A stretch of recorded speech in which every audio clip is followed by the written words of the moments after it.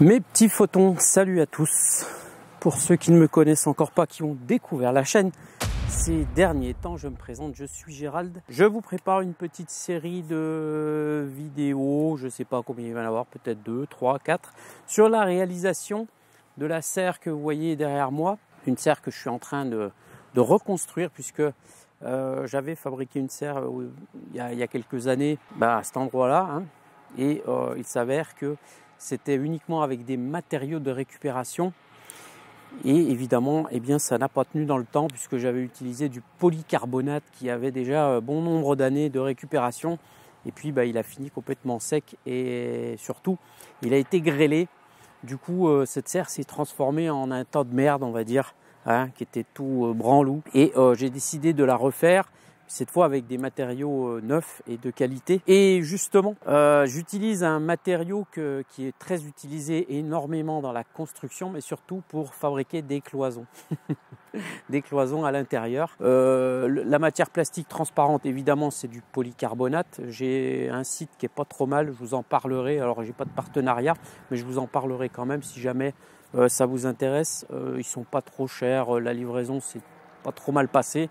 Bref, c'est pas trop mal.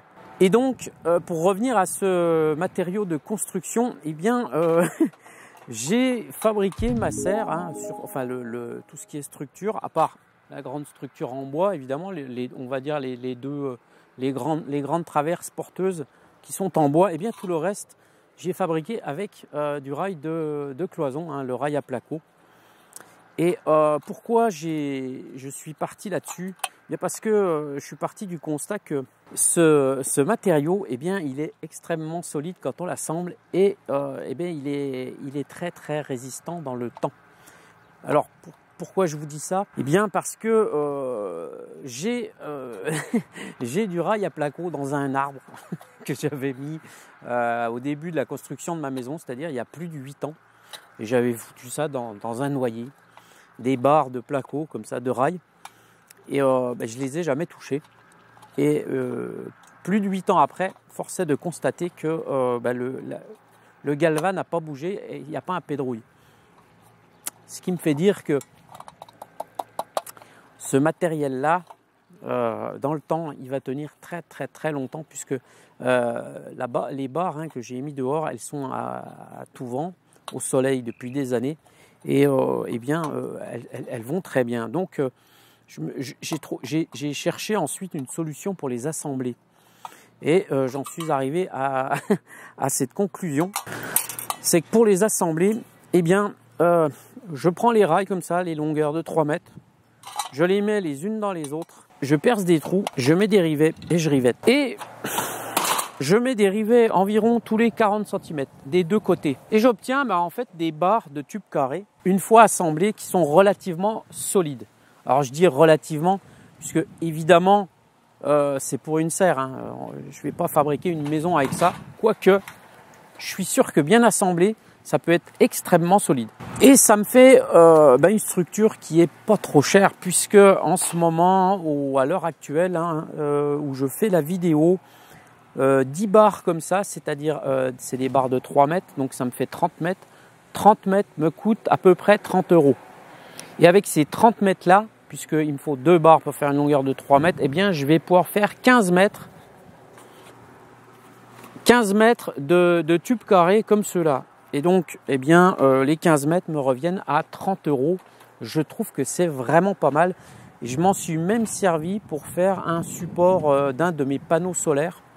Et je vous invite à y réfléchir à ce matériel parce que je pense que ça peut être un bon compromis pour certaines structures où on n'a pas besoin vraiment de la solidité du bois. Malgré tout, je vous dis, c'est très très solide. Mais voilà, une barre de 3 mètres comme ça, si je m'appuie dessus de tout mon poids en plein milieu, en mettant en porte-à-faux comme ça, je suis pas sûr qu'elle va pas plier. Mais une fois qu'on a mis un contrefort là par exemple, voilà, c'est indestructible. Mais voilà, c'est une très bonne alternative en matériaux de construction pour faire de la structure. Ensuite, pour assembler évidemment les traverses sur le bois, je rajoute des équerres comme ça. que je mets en bout, je perce et je rivette aussi. Et du coup après, eh bien, je peux les assembler sur le bois, voilà, comme n'importe quelle structure. Ensuite, pour le polycarbonate, eh bien, j'utilise de la vis autoforeuse comme ça, avec une rondelle acier néoprène autoforeuse. Et cette vis autoforeuse, ça va nickel en fait dans le rail à placo, ça perce et ça vient se visser parfaitement. J'ai utilisé aussi de la vis penture, pareil, hein, avec de la rondelle acier et du joint caoutchouc pour le devant. Et puis après, voilà, j'utilise des rivets pop, on va dire, de chez Wurth. Et puis après, des petites vis aussi comme ça, autoforeuses. Enfin bref, tout ça, vous allez y voir dans les prochaines vidéos qui vont suivre. Puisque si ça vous intéresse, eh bien, je vous invite à suivre la construction et l'assemblage de cette serre.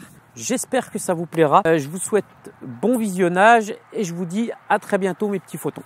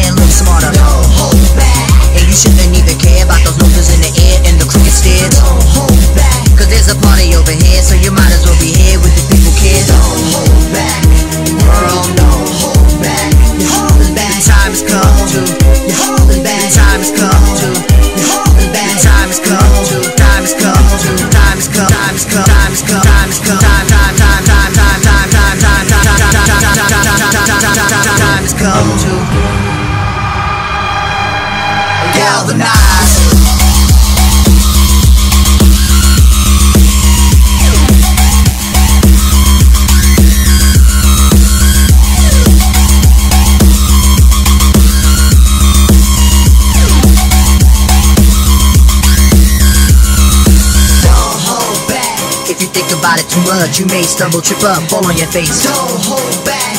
We think it's time you get up. Crunch time like a sit up. Come on, keep pace. Don't hold back. Put apprehension on the back burner, let it sit. Don't even get it lit. Don't hold back. Get involved with the jam. Don't be a prick. Hot chick, be a pig. Don't hold back. World, you're holding back. The time has come to. Don't hold back. World, the time has come to. Don't hold back. World, the time has come to. Push the button. My finger is on the button. Push the button. My finger is on the button. Push the button. My finger is on the button. Push the button. My finger is on the button.